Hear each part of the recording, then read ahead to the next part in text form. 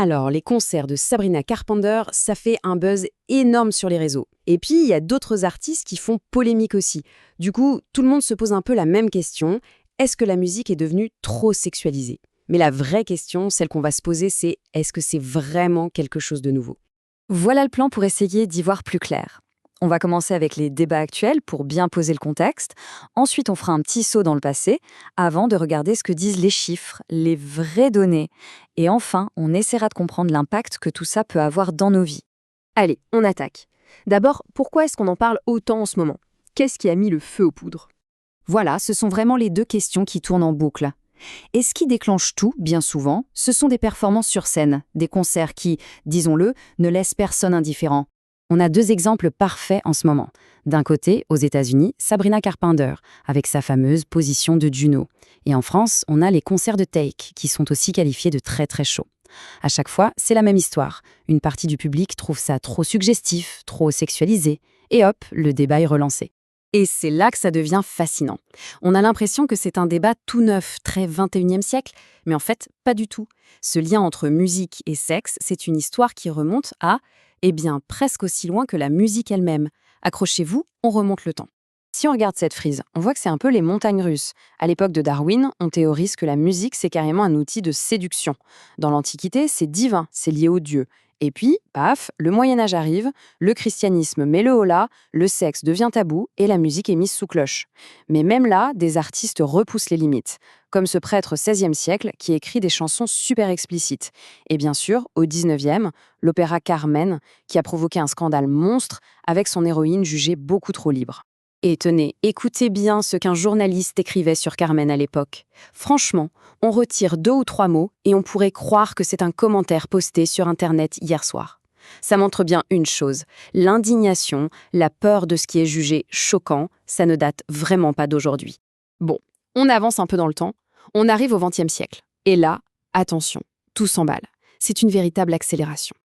Le XXe siècle, c'est une série d'explosions culturelles. Ça commence avec le jazz et le blues, des musiques du corps qui bousculent les normes puritaines. Puis, le rock'n'roll déboule avec Elvis Presley et son fameux déhanché, jugé indécent, qui a scandalisé les parents mais fasciné les jeunes. Après ça, les années 60, Woodstock, la libération sexuelle. Sex, drugs and rock'n'roll, ça devient un vrai slogan. Et le tournant final, c'est l'arrivée de MTV dans les années 80. Le clip vidéo. Ça change tout. L'image devient un outil surpuissant. Et évidemment, des artistes comme Madonna saisissent cette opportunité à bras-le-corps. Son clip Like a Virgin, par exemple, ce n'est pas juste de la provoque, c'est une déclaration. Elle utilise cette image pour parler de liberté, d'émancipation. Le clip devient une arme politique. D'accord. Après ce voyage dans le temps, revenons à notre question de base. Est-ce qu'il y en a vraiment plus aujourd'hui? Est-ce qu'on peut le mesurer? Pour ça, il faut qu'on soit un peu plus précis et qu'on définisse bien de quoi on parle. Alors, les chercheurs qui se sont penchés là-dessus ont défini 3 catégories. La première, c'est la sexualité. Ici, c'est simple. On parle d'actes consentis qui ne dégradent personne. Un baiser, une caresse, une relation suggérée. Bref, quelque chose de neutre. La deuxième catégorie, et là on change complètement de registre, c'est l'objectification sexuelle. Le principe, c'est de réduire une personne à un simple corps, à un objet de désir pour quelqu'un d'autre. Il n'y a plus de mutualité, plus de consentement. Et enfin, la troisième, la plus subtile, c'est l'expression sexuelle ambiguë. Ça regroupe tous ces mouvements, comme le twerk ou la pole dance, qui sont clairement de nature sexuelle, sans être des actes explicites. C'est tout ce qui est suggestif. Alors que disent les chiffres? Une étude qui a analysé plus de 400 clips entre 1995 et 2016 a montré un résultat nuancé. L'objectification sexuelle, la première barre, est restée plutôt stable. Par contre, ce qui a explosé, c'est l'expression sexuelle ambiguë, la deuxième barre. En gros, les clips ne sont pas forcément devenus plus dégradants, mais ils sont devenus beaucoup plus suggestifs. Et si on ajoute à ça une autre étude, cette fois sur les paroles, on voit que le contenu sexuellement explicite est devenu de plus en plus courant au fil des décennies. Donc, voilà la conclusion, des visuels plus suggestifs et des paroles plus directes. La réponse à notre question est donc un grand oui, mais c'est un oui avec des nuances importantes. Bon, maintenant on sait qu'il y en a plus, de manière plus suggestive et explicite. Mais au fond, est-ce que c'est si grave? Pourquoi ça compte? Quel est l'impact concret de tout ça sur la société, sur les plus jeunes? Eh bien, la recherche est assez claire sur ce point. Par exemple, une forte exposition à des contenus sexuels dans les médias est corrélée à un risque de grossesse 2 fois plus élevé chez les adolescentes. C'est une donnée qui fait réfléchir. Et l'impact ne s'arrête pas là. Ça façonne aussi les mentalités.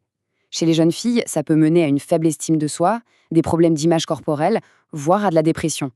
Et du côté des garçons, ça peut normaliser l'idée que les femmes sont des trophées et, plus grave encore, brouiller les lignes de ce qui est vraiment le consentement. Ok, on arrive à la fin de notre analyse. Essayons de prendre un peu de hauteur maintenant pour mettre tout ça en perspective avec quelques dernières réflexions. Une chose importante à noter, c'est que le modèle occidental du « sexe se fait vendre » n'est pas une fatalité. Il suffit de regarder le succès planétaire de la K-pop.